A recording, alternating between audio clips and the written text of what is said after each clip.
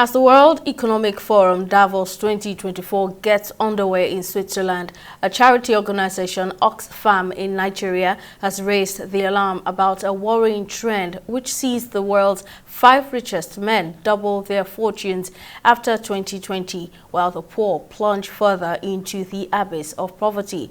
Oxfam, in conjunction with other civil society organizations, is critical about the unchecked corporate power and are calling on the government to rapidly and radically reduce the gap between the super-rich and the rest of society. TV360's Emeka Amako files in this report from Abuja.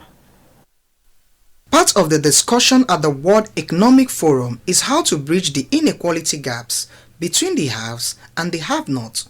A report launched by Oxfam Nigeria reveals that 5 men are worth $869 billion after growing their fortunes at a rate of $14 million per annum during the past 4 years.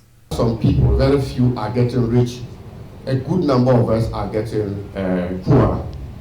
And it states that globally, the world's 5 richest men have more than doubled their fortunes from $405 billion to $816 billion since 2020.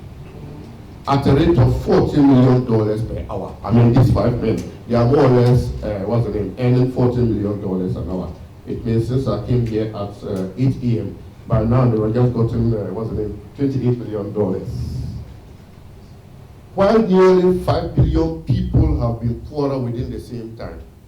Executive Director for Connected Development, Amzat Lawa, while speaking on the report, disclosed that Nigerian government approved tax holidays in 2023, which has cumulatively resulted in an approximate 5 trillion naira, calling for a transparency and equality so as to avert any possible anarchy.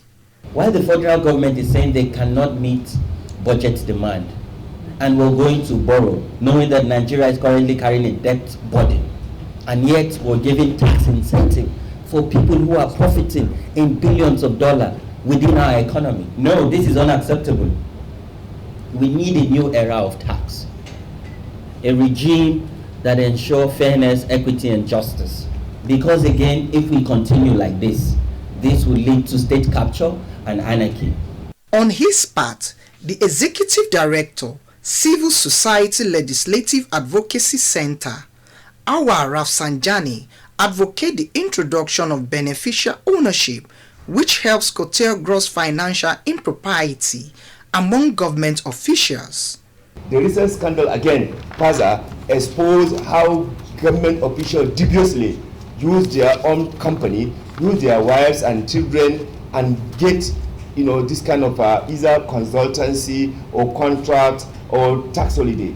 What happened in the Ministry of Humanitarian Affairs is also a clear indication on how some powerful people within government are giving contract to themselves in violation of public procurement law.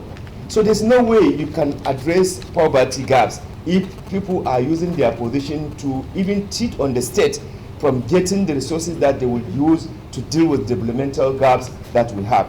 They also argue that it's absurd that any sane society allocate 18% of its entire 2024 budget on tax incentives to corporate entities as tax waivers, while Oxfam in Nigeria says tax expenditure should undergo parliamentary oversight and public debate, which enhance awareness and engender trust.